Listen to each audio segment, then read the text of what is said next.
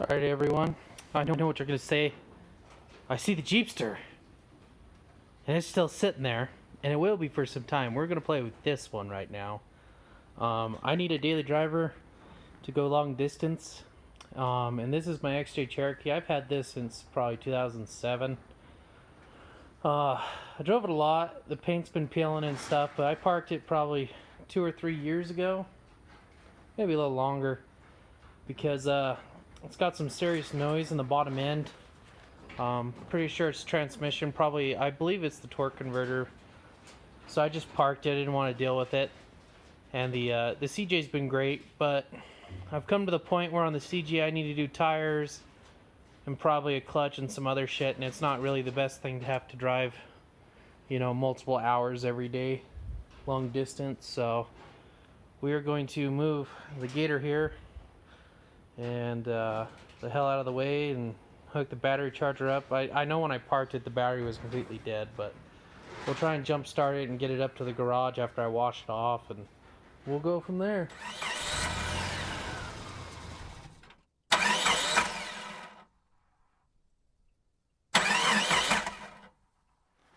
Alright guys, so one thing I want to say, you know, I got the battery charger on here. I really don't have any hopes for that to work. I'm probably going to have to roll my fucking Dodge in here and just jump start this thing with the 2 batteries on it. But always check your engine oil and your transmission fluid and your coolant. You know, those 3 things, even if you're going to pull this vehicle like 20 feet before you try and start it. You do not want to start an engine that's leaked all the oil under the ground. And I mean, I don't believe mine's leaked all the oil out, but it's still something you definitely want to check. So I just wanted to do that, and here in a sec we'll fire her up and pull her out, wash her off, and throw her in the garage. Alright guys, so a little update on this. I got it drug into the garage and fixed. The reason this thing was parked, I think I mentioned it earlier, was there was some serious noise coming out of the bottom end of this thing, especially under any power. And what it was the bolts from the flex plate, this is an automatic, to the torque converter were loose. They were the OEM bolts. So if you don't know what that means, the first bolts that were put in there are like 15 millimeter heads.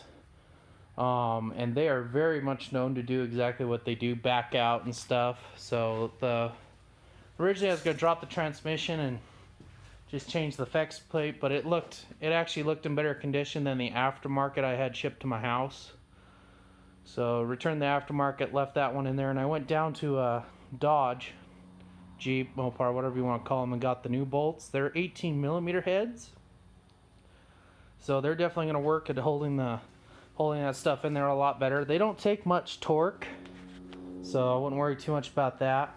Now the other real reason this thing was parked is because I hate doing electrical as a big guy, and I knew I was going to have to take this door skin off and do some work.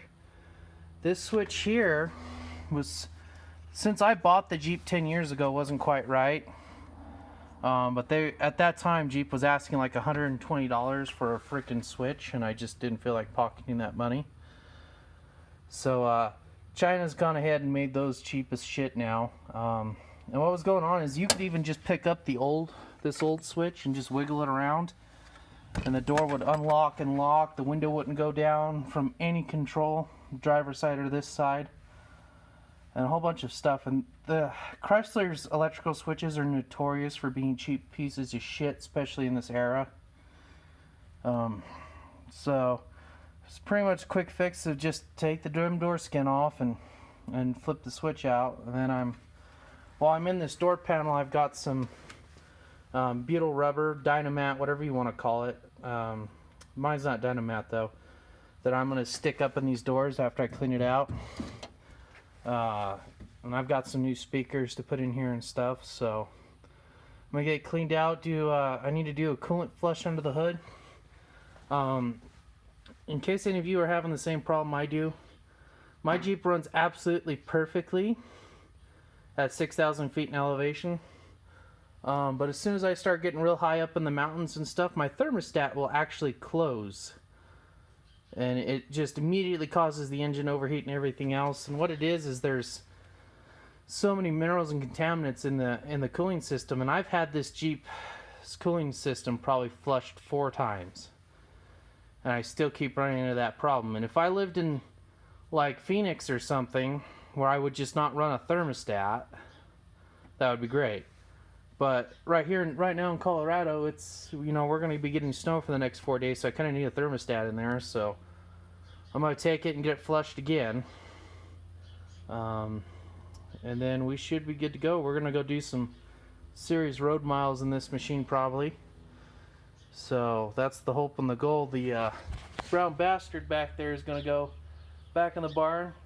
I've driven it every day now for probably 3 months or 3 years.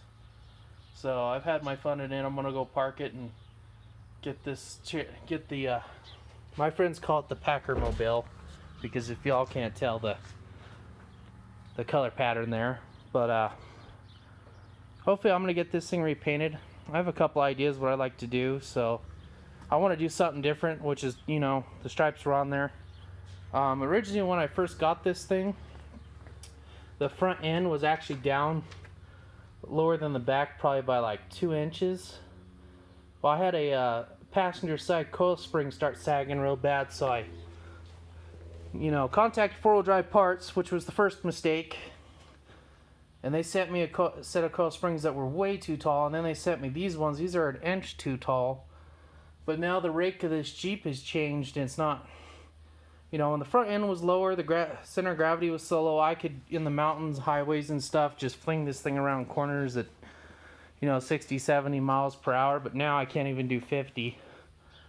And I don't want to change the coil springs again.